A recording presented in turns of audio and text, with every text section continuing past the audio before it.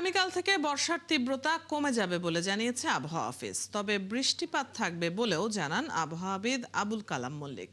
আগামী 24 ঘন্টার মধ্যে ঢাকা সহ 6 বিভাগে অতি ভারী বৃষ্টির শঙ্কার কথা জানানো হয়েছে। ঢাকাবাসীর জন্য গতকাল দিনভর ছিল ভোগান্তির পর আজ সকাল থেকেও সঙ্গী বৃষ্টি। সকালে তিনি আরও জানান, সোমবার সকাল 6টা থেকে 9টা পর্যন্ত রাজধানীতে 13 মিলিমিটার বৃষ্টিপাত রেকর্ড করা হয়েছে।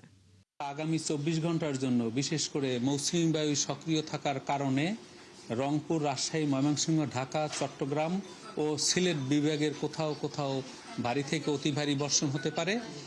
তবে এই ভারী বর্ষণের ফলে ঢাকা মহানগরের কোথাও কোথাও অস্থায়ীভাবে জলাবদ্ধতা তৈরি হতে পারে এবং এই বৃষ্টিপাতের তীব্রতা আজকে থেকে 15ই জুলাই পর্যন্ত তীব্রতা কম থাকবে। 16 তারিখ থেকে মৌসুমী বায়ু সক্রিয় থাকার কারণে পুনরায় বৃষ্টিপাতের তীব্রতা বৃদ্ধি পেতে পারে। তীব্রতা কমে যাওয়া মানে এই নয় যে বৃষ্টিপাত বন্ধ হয়ে গেছে।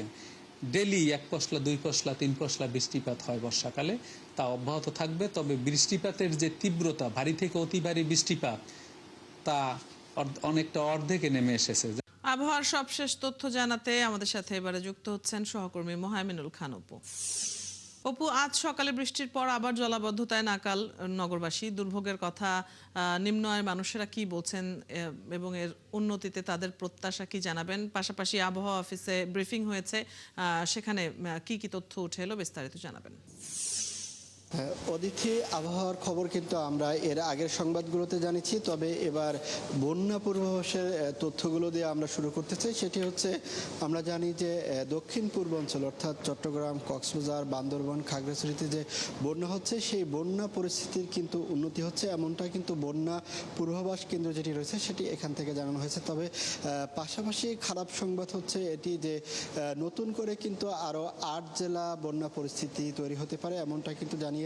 এর ভিতরে রয়েছে সিলেট, সুনামগঞ্জ, ময়মনসিংহ, নেত্রকোনা, জামালপুর, শেরপুর সহ রংপুর বিভাগের নীলফামারী, কুড়িগ্রাম, এইসব নদীবন্দরগুলোতে কিন্তু সতর্কতা জারি করেছে। অর্থাৎ এটি স্বল্পমেয়াদী বন্যার আশঙ্কা করছে বন্যা পূর্বাভাস কেন্দ্র, সেটি কিন্তু তারা কিছুক্ষণ আগে ব্রিফিংয়ে জানিয়েছেন। অর্থাৎ একটি বন্যা শেষ হওয়ার পরে কিন্তু অন্য আরও 8 জেলা কিন্তু এই বন্যায় আক্রান্ত হতে যাচ্ছে, এমনটা কিন্তু তারা জানিয়েছে। তবে এই বন্যা দীর্ঘমেয়াদী হবে না, স্বল্প মেয়াদী হবে। এবং এর আগে আপনি যেটি বলেছেন যে আসলে আবহাওয়ার সংবাদে আমরা যেটি জানিয়েছিলাম যে আজকে সকাল 9টা পর্যন্ত, সকাল 6টা থেকে 13 মিলিমিটার বৃষ্টিপাত রেকর্ড করা হয়েছে। সেক্ষেত্রে মানুষের যে ভোগান্তি, সেটা কিন্তু গতকালকের তুলনায় আজকে একেবারেই কম। এবং গত 27 ঘন্টায় কিন্তু এ পর্যন্ত রাজধানী ঢাকাতে শুধু বৃষ্টিপাত রেকর্ড করা হয়েছে 110 মিলিমিটার। সেক্ষেত্রে কিন্তু এটি সর্বোচ্চ এ বছরে, যেহেতু আষাঢ় মাসের শেষ দিন আজকে, সেক্ষেত্রে আবহাওয়া অফিসে আরও যেটি বলেছেন যে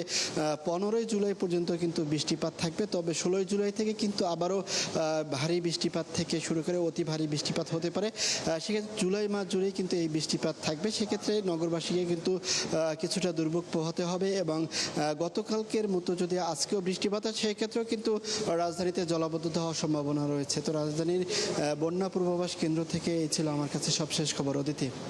অপু, আপনার কাছ থেকে জেনে নিচ্ছিলাম আমরা সবশেষ তথ্যগুলো। ধন্যবাদ যুক্ত হবার জন্য। দর্শক, বন্যা পূর্বাভাস ও সতর্কীকরণ কেন্দ্র থেকে যুক্ত ছিলেন সহকর্মী মোহাইমিনুল খান অপু।